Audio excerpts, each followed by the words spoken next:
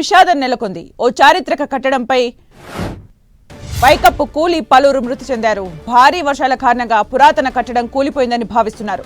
అక్కడ సహాయక చర్యలు కొనసాగిస్తున్నారు. ఢిల్లీ నిజాముద్దీన్ ప్రాంతంలోని మొఘల్ చక్రవర్తి హుమాయూన్ సమాధి సమీపంలో ఉన్న షరీఫ్ పట్టే షా దర్గా పైకప్పు ఒక్కసారిగా కూలిపోయింది.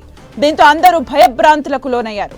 విషయం తెలిసిన వెంటనే రంగంలోకి దిగిన పోలీసులు శిథిలాల కింద చిక్కుకున్న 12 మందిని సురక్షితంగా బయటకు తీసుకొచ్చారు.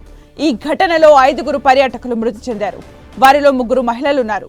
మరో 7 శిథిలాల కింద చిక్కుకున్నట్టు తెలుస్తోంది.